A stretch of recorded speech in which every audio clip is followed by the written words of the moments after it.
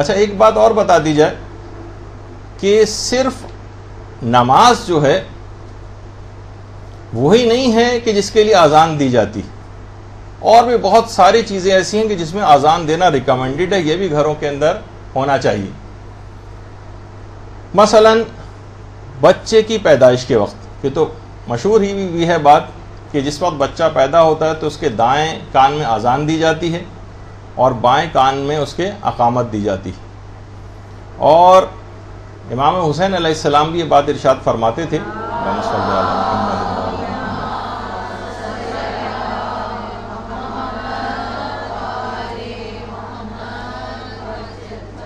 کہ پیغمبر اسلام نے فرمایا کہ جو بھی بچہ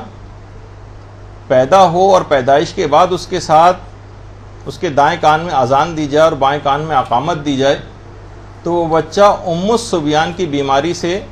محفوظ رہتا ہے، اور یہ بیماری اس کو کوئی نقصان نہیں پہنچاتی۔ یہ عام طور پر وہ بیماری جس میں بچے اکثر بے ہوش ہو جاتے ہیں، اور وہ بچے کہ جو کہ جن وغیرہ کے اثرات جن کے اوپر ہوتے ہیں، یہ بھی بہت ساری روایت میں اصل میں بات کہی گئی ہے کہ جو ام الصبیان ہے اس میں یہ ہوتا ہے، اس کو بند کر دیجئے پنکھے کو ورنہ پھر یہ تو جن زدگی جو ہوتی ہے اس سے بھی بچہ محفوظ رہتا ہے، اور یہ جو بیماری ہوتی ہے ان کو بے ہوش ہونے والی، اس سے بھی بچہ محفوظ رہتا ہے، اور بچہ جو ہے وہ شر شیطان سے بھی حفاظت میں رہتا ہے، شر شیطان سے۔ البتہ پہلے دن اذان و اقامت یا پیدائش کے بعد دی جاتی ہے، لیکن سب سے صحیح ترین وقت جو اذان و اقامت کا ہے جس سے سارے ثواب اور فائدے ملتے ہیں، وہ اس وقت ہے کہ جس وقت بچے کی ناف کاٹی جا رہی ہے۔ یہ سب سے جو صحیح ترین موقع ہے وہ ہے اذان و اقامت کا۔ البتہ اگر وہ موقع نکل گیا تو ایسا نہیں کہ بس وہ موقع نکل گیا تو بیکار ہے، نہیں، جس وقت پھر بچہ ہاتھ میں آئے اور اس وقت اس کے اذان و اقامت دے دی جائے، یا کم سے کم پہلے دن تو لازمی دے دی جائے۔ اور ہمارے امام زین العابدین علیہ الصلوۃ والسلام یہ بات بیان فرماتے ہیں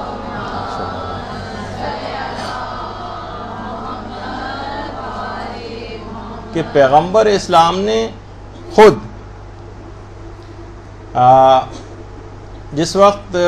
ولادت ہوئی تھی امام حسین علیہ الصلوۃ والسلام کی، اس وقت پیغمبر نے خود آپ کے کان میں اذان اور اقامت دی تھی، اور رسول خدا نے امیر المومنین علیہ الصلوۃ والسلام سے یہ بات ارشاد فرمائی تھی کہ جب بھی تمہارے ہاں کوئی بیٹا یا بیٹی پیدا ہو تو اس کے دائیں کان میں اذان اور بائیں کان میں اقامت جو ہے وہ ضرور کہو۔ تو اس سے کیا ہوگا کہ شیطان اس بچے کو کوئی نقصان نہیں پہنچا سکے گا۔ اور ایک اور اتنی اہمیت ہے اس بات کی بچے کے کان میں اذان و اقامت کی کہ خود ایک عالم دین ایک واقعہ بیان فرماتے ہیں کہ ایک دفعہ میرے پاس ایک غیر مسلم آیا، ایک غیر مسلم نوجوان، اور آ کے کہنے لگا کہ میں مسلمان ہونا چاہتا ہوں۔ انہوں نے کہا ٹھیک ہے، اسلام کی تعلیمات ان کے سامنے بیان کی نوجوان کے، اور نوجوان مسلمان ہو گیا۔ عالم دین نے اس سے پوچھا کہ تمہارا یہ محرک کیا چیز بنی، تم نے کیوں اسلام قبول کیا؟ وہ نوجوان کہنے لگا کہ اسلام کے لیے بچپن ہی سے میرے دل میں ایک جاذبیت پائی جاتی تھی۔ اذان کی آواز سن کر میں ایک ایسی کشش محسوس کرتا تھا جو یعنی بڑی حیران کن ہوتی تھی۔ جب بھی اذان کی آواز آتی تھی میں کہیں بھی ہوتا تھا رک جاتا تھا، اور رک کر میں اذان سنتا تھا، اور پھر اس کے بعد میں نے تحقیق کی تو تحقیق کے نتیجے میں اسلام میرے لیے صحیح سچا مذہب ثابت ہو گیا، اس لیے اب میں مسلمان ہونا چاہتا ہوں، اور اب میں مسلمان ہو گیا ہوں۔ ٹھیک ہے، وہ اس وقت تو وہ نوجوان چلا گیا، ان عالم نے بہرحال کیونکہ وہ ذرا اس طرح کے تھے محقق ٹائپ کے، انہوں نے اس کا پتہ لیا اور اس کی ماں کے پاس پہنچ گئے، اور اس کی ماں سے جا کر کہا کہ کیا ایسی بات ہوئی ہے تمہارے خیال میں کہ یہ تمہارا بیٹا جو ہے یہ اسلام کی طرف راغب ہوا ہے؟ اس نے کہا بھائی مجھے تو کوئی بات پتہ نہیں، نہ میں مسلمان ہوں، نہ اس کا باپ مسلمان ہے، نہ اس کے آباء و اجداد میں کوئی مسلمان تھا، مجھے تو بات سمجھ میں نہیں آ رہی کہ مسلمان کیوں ہوا۔ انہوں نے کہا نہیں، تم اچھی طرح سوچو۔ بہت دیر سوچنے کے بعد اس کی ماں نے کہا کہ جب یہ پیدا ہوا تھا آج سے 30 سال پہلے، تو ہمارے پڑوس ہی میں ایک عالم دین تھے، ان کو جب پتہ چلا کہ ہمارے ہاں بچے کی ولادت ہوئی تو وہ ہمارے گھر تشریف لائے بچے کو گود میں لیا اور بچے کے کان میں عربی میں کچھ پڑھا. اب مجھے یہ بات تو سمجھ میں نہیں آئی کہ انہوں نے کیا پڑھا ہے. وہ عالم کہنے لگے بس میں سمجھ گیا, مجھے اپنے سوال کا جواب مل گیا. ان عالم دین نے بچے کے کان میں اذان و اقامت کہہ کر بچے کے کان میں اسلام کا بیج بو دیا تھا. اللہم صلی اللہ علیہ وسلم.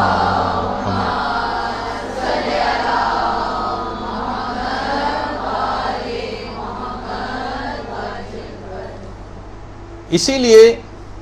آج وہ بچہ جو ہے وہ نوجوان مسلمان ہو گیا. تو دیکھیے اتنی یہ کان میں اذان و اقامت بچوں کے کہنا, جو کہ صرف ابھی کوئی اذان اور نماز کا کوئی موقع نہیں ہے, لیکن اس کے کان میں یہ تمام باتیں, اس کا مطلب بچہ ان تمام چیزوں کے اثرات کو قبول کرتا ہے.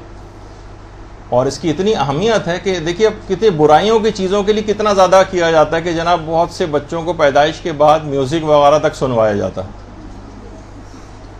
کہ جناب ان کی فلاں تھیراپی ہو رہی ہے اور اس میں یہ میوزک سنوایا جائے تو ان کے اوپر یہ اثرات ہوں گے. جب بری چیزوں کے اتنے اثرات ہو سکتے ہیں تو اذان اور اقامت کی سوچیے کہ کتنے اثرات ہوں گے. کچھ ہی عرصے پہلے ایک چیز تھوڑی سی رائج ہوئی تھی, اس کے بعد پتہ نہیں کہاں کہ ایسے تکیے چھوٹے چھوٹے بچوں کے آ گئے تھے کہ جن کے اندر ایک چھوٹا سا ٹیپ ریکارڈر لگا ہوتا تھا اور اس میں تلاوت قرآن کی ہلکی ہلکی سی آواز نکلتی تھی, اس میں اذان و اقامت کی آواز نکلتی تھی. وہ کچھ افراد کے پاس چند دن کو نظر آئے, اس کے بعد ظاہر ہے اس کی کوئی لوگ اہمیت سے آگاہی نہیں کہ کتنی کیسی چیز ہے کہ بچہ اگر سو بھی رہا ہو ہلکے ہلکے سونے کے درمیان ہی اسے کان میں تلاوت قرآن کی آواز ہلکی ہلکی طریقے سے جاتی رہے. تو کتنے یہ اثرات کے دیکھیے صرف ایک دفعہ اذان و اقامت کہنے سے وہ کافر مسلمان ہو گیا بڑا ہو کر, اسلام کا کیسا بیج پڑ گیا تھا. تو یہ چیزیں اپنے بچوں کو ان کے اندر اسلام کو پیوست کرنے کے لیے کچھ ایسے طریقہ کار بھی اختیار کرنا پڑتے ہیں. تو ایک تو موقع یہ ہو گیا جو اذان اور اقامت کا نمازوں سے ہٹ کر. دوسری بات یہ ہے کہ اذان اور اقامت کی بیماریوں کے اندر بھی بڑی تاکید آئی. بیماریوں سے حفاظت کے سلسلے میں اگر گھر میں کوئی بیمار ہے تو باقاعدہ اس کے پاس کھڑے ہو کر اذان دی جائے. اذان دی جائے تو اس سے خود اس کی بیماری بھی بہت جلد رفع ہو جاتی. ایک راوی تھے محمد ابن راشد, وہ کہتے ہیں کہ میں خود بھی بہت زیادہ بیمار رہتا تھا اور میرے اہل خانہ بھی بہت زیادہ بیمار رہتے تھے. مجھے ہشام نے بتایا کہ امام نے اسے بیماری میں گھر میں اذان دینا تجویز کیا ہے, بیماری کی حالت جب گھر میں ہو تو گھر میں اذان دو. محمد ابن راشد کہتا ہے کہ میں نے اس پر عمل کیا تو خدا نے مجھے اور میرے تمام اہل خانہ کو صحت یابی عطا کی. تو صرف اور صرف اس وجہ سے مکمل شفا یابی اس کو ملی. باقاعدہ جامع احادیث شیعہ جو آیت اللہ بروجردی نے جمع کی اس تک کے اندر اس روایت کو نقل کیا. تو بیماریوں سے حفاظت کے لیے, اور خود اگر کسی کے ہاں اولاد نہ ہوتی ہو تو یہ بھی بہت مجرب. اصل میں جو محمد ابن راشد نے کہا تھا کہ ہشام سے میں نے یہ بات سنی تھی, تو ہشام خود کہتے ہیں کہ میں بے اولاد تھا اور بے اولادی کی شکایت میں نے اپنے 8ویں امام علی رضا علیہ السلام سے کی تھی.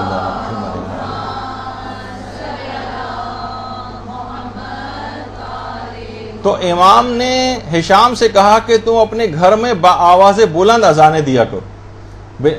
ہشام کہتے ہیں میں نے یہ کام گھر میں کرنا شروع کیا تو میں بہت ہی جلد صاحب اولاد ہو گیا. تو اس طرح سے ہمارے 8ویں امام نے بے اولاد افراد کے لیے اذان دینے کی بہت تاکید کی ہے کہ گھر میں وہ اذان دے. اچھا, خود یہ تو ابھی جیسے کہ اس سے پہلے تصویر میں بھی آپ نے دیکھا کہ کوئی شخص اگر بیمار ہو تو دوسرے لوگ اذان دیں اس کے پاس کھڑے ہو کر. خود جو بیمار ہے اس کے لیے اذان و اقامت کہنے کی بھی بہت تاکید ہے. اقامت تو نہیں, البتہ اذان, لیکن اگر اقامت بھی کہتے تو بھی ایسا کوئی حرج نہیں ہے اس کے اندر. کہ ہمارے چھٹے امام تو اتنے زیادہ سختی کے ساتھ تاکید انہوں نے اس بارے میں کی ہے, اور انہوں نے فرمایا ہے کہ اگر پہلے تو یہ کہا کہ ہر بیمار شخص کو چاہیے کہ خود بآواز بلند اذان دے, اور اگر وہ بآواز بلند اذان نہیں دے سکتا, یعنی اتنا کمزور ہو گیا ہے, بیماری میں اس کی ہمت نہیں ہے, تو وہ دل ہی دل میں اذان دے, دل ہی دل میں. تو دیکھیے کتنی اہم بات ہے کہ امام نے اس قدر اس چیز کی تاکید کی. تو یہ دو چیزیں ہو گئیں کہ جو نمازوں سے ہٹ کر بھی اذان کہنے کی بڑی تاکید آئی. اسی طرح سے جو شخص سر درد کے اندر مبتلا رہتا ہو, علامہ تبریسی نے باقاعدہ ائمہ سے روایت کی ہے کہ ائمہ یہ فرماتے تھے کہ سر کے درد کو روکنے کے لیے اذان و اقامت کو لکھو اور اسے جس شخص کے سر میں درد ہے وہاں پر اس کو باندھ دو. جیسے آپ وہ امام ضامن وغیرہ کا جو وہ بناتی ہیں ہرے سے رنگ کا ایک کپڑا جس کے اندر پیسے لپیٹے جاتے ہیں، اسی طرح سے ایک گھر میں بنا کے رکھنا چاہیے کہ جس میں اذان و اقامت لکھی ہوئی ہو، اور جب کسی کے سر میں درد ہو تو اس کو سر پہ باندھا جائے. اور بہت سی روایت میں یہ بھی بات آئی ہے کہ قیصر روم نے ایک دفعہ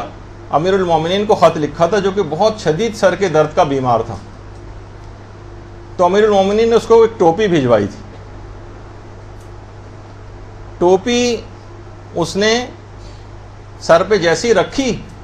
ویسے اس کا سر کا درد دور ہو گیا. بہت ہی حیران ہوا، اور اس کے بعد جب ٹوپی کو پھاڑ کے دیکھا اس نے تو اندر کچھ اس میں اختلاف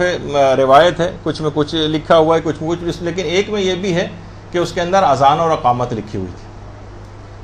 تو بہرحال یعنی سر کے درد کے لیے بہت اہم چیز ہے. اور دوسرا یہ کہ جس وقت اگر کسی مریض کو بخار ہو رہا ہو، ہمارے چھٹے امام امام جعفر صادق علیہ الصلوۃ والسلام فرماتے ہیں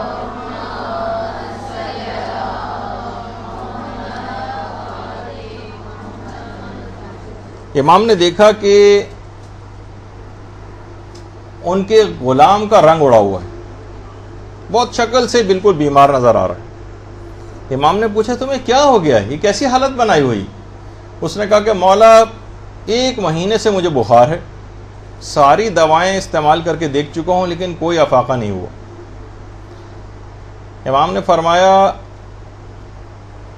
کہ تم ایسا کرو کہ اپنی قمیص کا گریبان کھولو، اپنے منہ کو گریبان میں ڈالو اور اذان و اقامت دو، اور اس کے بعد 7 مرتبہ الحمد پڑھو، سورہ الحمد. غلام نے ایسا ہی کیا اور اسی وقت شفا یاب ہو گیا. طریقہ کار کیا بات، درود بھیجیے نا محمد علیہ وسلم صلی اللہ علیہ وسلم.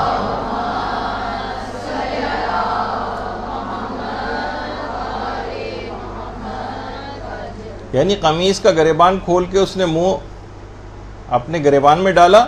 اور اذان و اقامت دی اور 7 مرتبہ الحمد پڑھی. اچھا ایک بات اور بھی اس کے بعد یعنی یہ بھی کر سکتے ہیں کہ پھونک ماری جائے، جس کو اکثر لوگ آج کل اعتراض کی بھی بات بنانے لگیں کہ اس سے جرمز وغیرہ جا سکتے ہیں، پانی پہ جو ہے دم کرنا اور فلاں چیز. تو ایسی بات نہیں ہے، خود اس کے اندر ایک اسلامی پہلو بھی ہے اور بہت سی روایات میں اس کی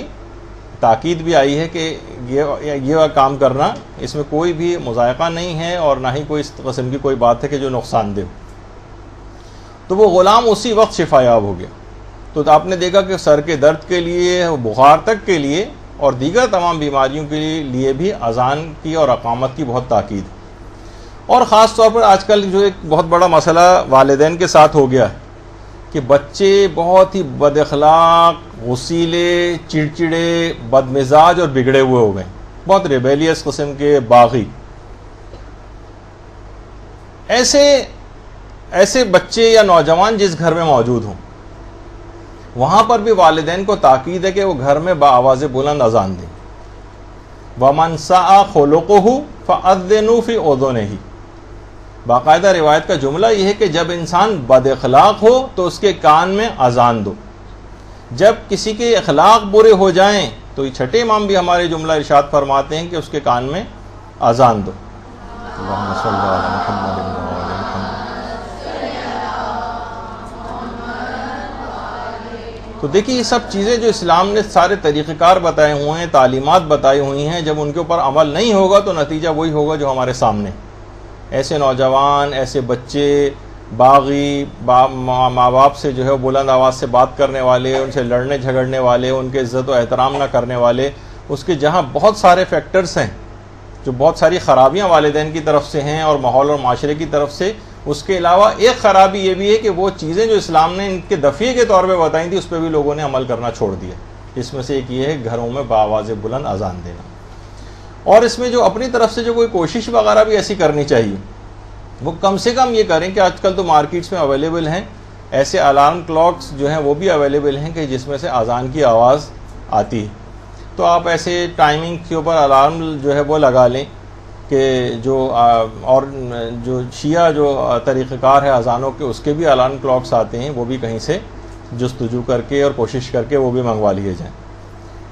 تاکہ کچھ نہ کچھ گھر میں، چاہے اگرچہ جو خود سے اذان دی جاتی ہے اس کا ثواب اور فائدہ اور زیادہ ہے، لیکن بہرحال اگر اس طرح سے بھی ہو کہ الارم کلاک سے بھی اس قسم کی اذان کی آواز آ رہی تو وہ بھی یقیناً فائدہ رکھتی۔ اس کے علاوہ جو ایک اور مقام پہ اس کی بڑی تاکید اور فائدہ اذان کا ذکر ہوا ہے، وہ جس وقت انسان بہت رنج اور غم اور ڈپریشن کے عالم میں، تو اگر کوئی شخص گھر میں ایسا کوئی موقع پیش آ گیا ہے کہ بہت رنج و غم کے عالم میں ہے، ڈپریشن کے عالم میں ہے، ایسے پرابلمز ہو گئے ہیں فیملی لائف کے اندر، تو وہاں بھی یہ جملہ ملتا ہے کہ اس کے کان میں بھی اذان دی جائے تو اس کا غم و حزن دور ہو جاتا ہے، اور وہ خود بھی اگر کوئی اور نہیں دے رہا تو اسے چاہیے کہ اپنے غم و حزن کو، ڈپریشن کو دور کرنے کے لیے خود بھی اذان دے۔ اسی طرح سے بہت سی جو بیماریاں ہیں لیکن عام طور پر اس کا خیال نہیں کیا جاتا کیونکہ لوگوں کو پتہ ہی نہیں ہے، خاص طور پر مرگی کی بیماری، جس میں ایپیلیپسی جس کو کہا جاتا ہے، جس میں فٹس پڑتے ہیں، جھٹکے لگتے ہیں، بچوں کو بھی بیماری ہوتی ہے، بڑوں کو بھی بیماری ہوتی ہے۔ جس وقت خاص طور پہ ایسا کوئی بیمار اور مریض ہو جس کو ایپیلیپٹک فٹ پڑ رہا ہو اور مرگی کا دورہ پڑ رہا ہو، اس وقت اذان دی جائے تو اس کا فوری طور پر اس کو افاقہ ہو جائے گا اور اس کا وہ اس وقت دور ہو جائے گی وہ جو بیماری اس کے اوپر شدت اختیار کیے ہوئے۔ اور ایک چیز اور جو معاشرے میں اور گھروں کے اندر بہت زیادہ رائج ہے، وہ یہ ہے کہ جس وقت انسان بہت زیادہ غصے کے عالم میں ہو، بچے بھی آج کل بہت غصیلے ہو گئے ہیں، اسی طریقے سے بڑے بھی جو ہے وہ بھی بہت غصہ کرنے لگے ہیں آج کل، ہر شخص جو ہے ہر وقت غصے میں تل ملاتا ہوا گھر کے اندر جو ہے پھرتا رہتا ہے۔ جو شخص بھی غصے کے عالم میں بہت ہو، مثلا معلوم ہے کہ ابا حضور کو بہت زیادہ اس وقت غصہ آیا ہوا ہے، پورا گھر جو ہے وہ تھر تھرا رہا ہے اور کپ کپا رہا ہے ان کے غصے سے، اس وقت گھر میں کوئی بھی شخص اذان دے دے تاکہ ان کے غصے کی جو آگ ہے وہ ٹھنڈی ہو جائے۔ یعنی بڑی مجرب ہے گھر میں اس طرح سے اذان دینا جس وقت کوئی شخص بہت سخت غصے کے عالم میں۔ اسی طرح سے اگر خود گھر میں بھی کسی کی آگ لگ جائے، عام طور پہ اس طرح سے بہت چیزیں حادثات ہو جاتے ہیں، تو بڑا مجرب نوٹ کی گئی ہے یہ بات کہ اس وقت اگر اذان دی جائے تو آگ پہ بہت جلدی قابو پایا جا سکتا ہے۔ اگر کبھی بھی گھر میں یا کسی جگہ پہ بھی آگ لگ رہی، ایک تو اندرونی آگ جو بھی غم و غصے کی حالت میں ظاہر ہوتی ہے وہ بھی آپ نے سنا، اور ایک جو بیرونی آگ ہے اس کے اوپر بھی، اور وہ چیزیں جو کہ اس میں وسوسے کی طرف نہیں جانا چاہیے لیکن باقاعدہ ایک احتمال اور امکان تو ہے لوگوں کے اوپر جن آنا، تو جن زدگی کا اگر کوئی معاملہ ہو جائے کسی کے اوپر، واقعی کسی پروو ہو جائے، ثابت ہو جائے، ایک تو یہ وسواس ہوتے ہیں، اس میں 99.99% تو اس میں نفسیاتی امراض ہیں یا اوہام ہیں، لیکن بالفرض 0.1% تو احتمال ہے کہ ایسا ہو گیا ہو اور یقینی ذریعے سے یہ بات کی اطلاع مل جائے، عامل کے پاس جائیں گے تو 100% وہ یہی کہے گا چاہے کسی بیماری میں کیوں نہ لے کے جائیں، تو میں ان کی طرف نہیں کہوں گا جانے کے لیے، لیکن جب واقعی کسی کے ساتھ جن زدگی کا معاملہ ہو جائے تو اس کے پاس بھی کھڑے ہو کر اگر اذان دی جائے تو وہ جن اس کو چھوڑ کر جا سکتا ہے۔ اور باقاعدہ آپ کی جو اگلی کبھی کوئی کلاس آئے گی جو عموماً متفرق موضوعات پر مشتمل ہوتی ہے، تو اس میں باقاعدہ ایک حرز ابو دجانہ انصاری کا ہم ذکر کریں گے جو خود پیغمبر اسلام نے اس بات کے لیے بڑا مجرب ایک تعویذ امیر المومنین کو املا کروایا تھا، وہ میں انشاءاللہ اگلی دفعہ جب بات ہوگی تو اس وقت اس کی تفصیل بتاؤں گا۔ لیکن خاص طور پر اس وقت وہ افراد کے جو کہ وہاں پر موجود ہوں اور کسی کے ساتھ جن زدگی کا کوئی معاملہ ہے، کسی پر جن چڑھا ہوا ہے اور اس کو کچھ اس قسم کی پریشانیوں میں مبتلا کر رہا ہے، تو اس کے پاس کھڑے ہو کر بھی اذان دی جائے۔ اسی طرح سے جس وقت کفار کے ساتھ لڑائی میں بہت شدت ہو یا یہی خوف و دہشت کا جو عالم اس وقت ہے، اس موقع پر بھی اس کی بہت زیادہ تاکید ہے کہ اذانوں سے اس کو گھروں میں بھی اذانیں دی جائیں، تاکہ ایک عجیب و غریب ایک اثرات یہ رکھتی، چاہے دے آپ گھر میں اذان رہیں، مساجد سے بھی اذان کی آواز آ رہی ہے، لیکن اس کے اندر ایک بہت بڑی پاور ہے کہ جو اس کے اثرات دشمنوں کے دل کے اوپر اثر انداز ہوتے ہیں۔ تو ابھی آگے چل کے اس کی تھوڑی سی میں تفصیل اور بھی بتاؤں گا۔ تو جس وقت کفار کے ساتھ لڑائی میں شدت ہوتی ہے، جب یہ کہ لیلۃ الحریر جو امیر المومنین نے، جس میں پچھلی دفعہ آپ نے سنا تھا کہ نماز کے لیے کھڑے ہو گئے تھے، اور ابھی آپ نے سنا کہ جنگ صفین میں امیر المومنین اذان دیتے، تو وہ یہی جب اس وقت لڑائی کی شدت ہو تو اس وقت بھی اذان دینا، کہ اس وقت ایک خوف و ہراس کا اور ایک بہت ہی شدت والا معاملہ ہوتا ہے، تو اس وقت موقع پر اذان کی بڑی تاکید ہے۔ اسی طریقے سے اگر کان کے امراض کا کوئی شکار ہے شخص، بہت سارے ایسے افراد ہیں کہ جو کہ سماعت ان کی بہت زیادہ ناقص ہو گئی ہے، کتنے آلات کو استعمال کرتے ہیں، ان کے بھی اگر وہ اکثر و بیشتر یہ کریں کہ ان کے کان میں اذان دی جائے تو بہت جلد ان کے کان کے امراض دور ہو سکتے ہیں. لیکن کیونکہ ہمارے اس چیز کو کوئی پریکٹس نہیں کی جاتی اور نہ کوئی عمل کرتا ہے، اس وجہ سے ان چیزوں کے اوپر نہ لوگوں کا اعتقاد ہو پاتا ہے اور نہ اس کے کوئی اثرات دیکھنے میں آتے ہیں. ورنہ کتنے ہی افراد ایسے ہیں، جیسے ابھی آپ لوگوں کو تو خیر ہم لیکچر لے چکے ہیں، لیکن اس کا ایک کلپ ہم نے فیس بک پہ اپنے مدرسے کے اکاؤنٹ جو ہے اس کے اوپر لگایا تھا کہ حسین ابن علی، امام حسین علیہ الصلوۃ والسلام کا جو ایک عمل ہے، اللہم صلی علی محمد و علی محمد،